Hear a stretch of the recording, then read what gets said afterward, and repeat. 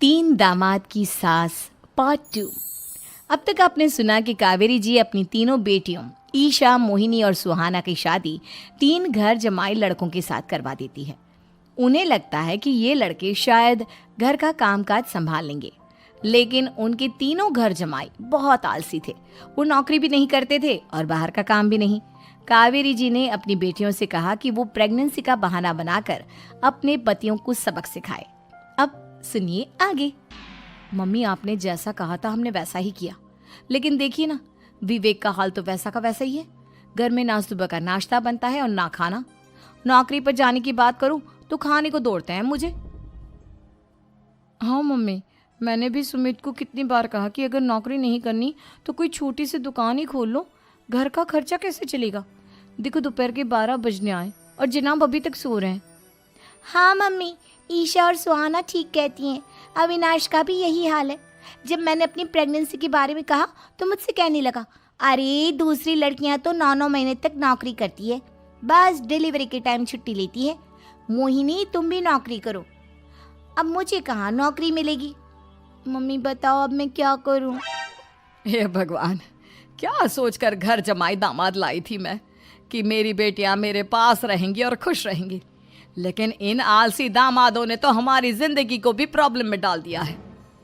मैं तो कहती हूँ मम्मी, हम लोग वापस अपनी जॉब पर जाना शुरू कर देते हैं। बता देते हैं इन लोगों को कि हमने प्रेगनेंसी का बहाना किया है। नहीं नहीं बेटा, ऐसी गलती भी मत करना। अगर तुमने ऐसा किया तो इन तीनों की आदत और ख़राब हो जाएगी। अरे आज नहीं तो कल कभी तो तुम प्रेग्नेंट होगी, तब वापस यही प्रॉब्लम आएगी। तब क्या करोगी तुम तीनों। हाँ मम्मी, आपकी बात तो बिल्कुल सही है। इन लोगों को तो सुधारना ही पड़ेगा। लेकिन कैसे? अपने बच्चों के आने की खबर सुनकर भी इन लोगों पर कोई असर नहीं हो रहा।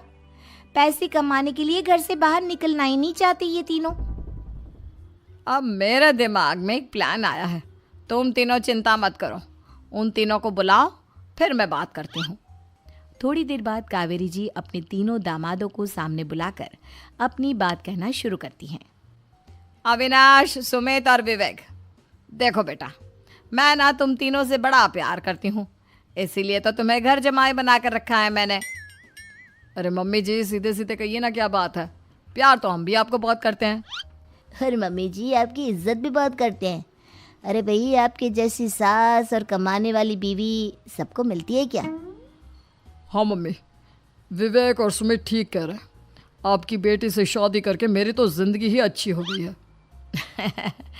जानती हूँ मैं, और ये भी जानती हूँ कि तुम तीनों अपने अपनी बीवियों से बहुत प्यार करते हो। बेटा, बात ऐसी है कि हमारे कुल गुरु ने कहा है कि प्रेग्नेंट होने के बाद मेरी तीनों बेटियां शुरू के 4 महीने हमारे गांव में जाकर रहेगी, जहां मेरे चाचा जी रहते हैं। अरे लेकिन क्यों मम्मी, गांव में जाकर रहने की क्या ज़रूरत है इन तीनों को। वो क्या है ना बेटा, हमारे परिवार को एक श्राप है। अगर मेरी बेटियों ने यहाँ पर बच्चा पैदा करने की कोशिश की तो उनके बच्चों को कुछ भी हो सकता है। इसलिए अब से लेकर 4 महीने पूरे होने तक इन्हें गांव वाले घर में रहना पड़ेगा। हाँ तो इसमें प्रॉब्लम क्या है मम्मी जी? हम भी वहाँ जाकर रहेंगे, पिकनिक मनाएंगे। अरे भाई, बीवी जहाँ हम भी वहाँ। हाँ यार, आइडिया तो बहुत अच्छा है। शहर की ज़िंदगी में रह रहकर परेशान हो चुके हैं, अब कुछ दिन गांव में बिताएंगे। तुम लोग समझने की कोशिश क्यों नहीं करते। तुम में से कोई भी वहाँ नहीं जा सकता, और मैं यहाँ रहूँगी ना तुम तीनों के साथ। 4 महीने की तो बात है, उसके बाद ये तीनों ही लौट कर आ जाएंगी। ठीक है मम्मी जी, अब हमारे बच्चों का सवाल है तो ये तो करना ही पड़ेगा। कावेरी अपनी तीनों बेटियों को कुछ दिन के लिए घर से बाहर कहीं दूसरे शहर में रहने के लिए भेज देती है। कुछ दिनों के बाद, अरे मम्मी जी, बहुत दिन से पिज्ज़ा नहीं खाया, मंगवाइए ना। क्या बताऊं बेटा, पहले तो बेटियां खर्चा दे देती थी क्योंकि उनकी नौकरी थी, लेकिन अब तो मेरे पास पैसे ही नहीं बचे। थोड़े बहुत पैसे हैं जो बच्चों की डिलीवरी में काम आएंगे। लेकिन मम्मी जी, आपकी बेटियों को वापस आने में तो अभी बहुत वक्त बाकी है। वही सोच सोच कर परेशान हो रही हूँ। सोच रही हूँ कल से दूध भी बंद करवा देती हूँ। अब दूध वाले को देने के लिए पैसे भी तो नहीं है ना। अरे नहीं नहीं मम्मी जी, अगर दूध भी बंद करवा दोगी तो मुझे चाय कहाँ से मिलेगी, और चाय के बिना मैं तो मर ही जाऊंगा। क्या करूं बेटा, इसके अलावा हमारे पास कोई ऑप्शन नहीं है, मेरे पास पैसे ही नहीं बचे।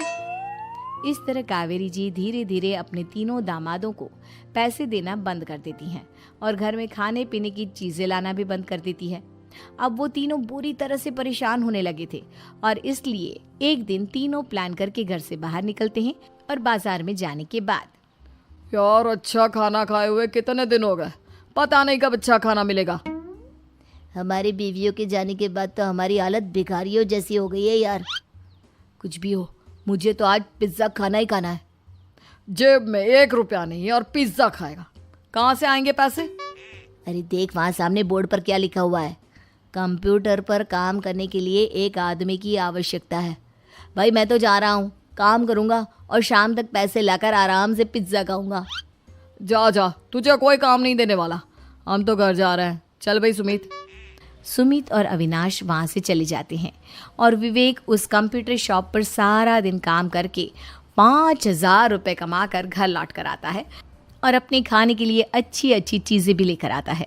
ये देखकर विवेक और सुमित के दिल में भी कुछ पैसे कमाने की इच्छा जागती है। अरे सुबह सुबह कहाँ चल दिए तुम? मम्मी जी एक बहुत अच्छी जगह मिली है, कंप्यूटर पर काम करने के 5,000 मिले थे कल मुझे। अगर रोज़ काम करूँगा तो पूरे 40,000 की तनख्वाह। अरे वाह, ये तो बहुत अच्छी बात है दामाद जी, आपको जाना ही चाहिए। सुमित और अविनाश विवेक को इस तरह तरक्की करते देखकर परेशान हो जाते हैं और वो दोनों भी काम की तलाश में निकल पड़ते हैं। धीरे धीरे उन दोनों को भी काम मिल जाता है। अब कावेरी के तीनों दामाद छोटी मोटी नौकरी करके अच्छा पैसा कमाने लगे थे। एक दिन कावेरी उन्हें अपने पास बुलाती हैं। अरे वाह, विवेक 40,000 कमा लेता है, अविनाश 60,000 और सुमित तुम भी 40,000 के आसपास कमा ही लेते हो। कुल मिलाकर तुम अच्छे खासे पैसे कमा रहे हो बेटा। हाँ मम्मी जी, बहुत मज़ा आता है जब महीने के एंड में मोटी रकम हाथ में आती है। पूछिए मत मम्मी जी, घर में रहकर रोटी बना बना कर और तो जैसा महसूस होने लगा था मुझे तो। हाँ बेटा, तुम तीनों की बात तो बिल्कुल ठीक है और जानते हो अब तुम तीनों की पत्नियां भी वापस लौट कर आने वाली है। लेकिन मम्मी जी अभी तो उन्हें गए सिर्फ 2 महीने हुए हैं, आपने तो कहा था वो 4 महीने के बाद लौट कर आएंगी। ऐसा कुछ नहीं है बेटा, मैं सिर्फ तुम तीनों को सबक सिखाना चाहती थी कि आदमी घर में बैठकर बीवी की कमाई खाता हुआ अच्छा नहीं लगता।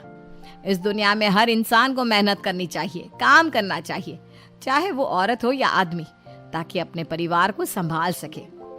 कावेरी की बात सुनकर उन तीनों को अपनी गलती का एहसास होता है और कावेरी उन्हें सच बता देती है कि ईशा, सुहाना और मोहिनी शहर में ही कहीं दूसरी जगह रह रहे थे। शाम के वक्त उन तीनों की पत्नियां लौट कर आ जाती है और कावेरी जी का परिवार एक खुशहाल परिवार की तरह रहने लगता है।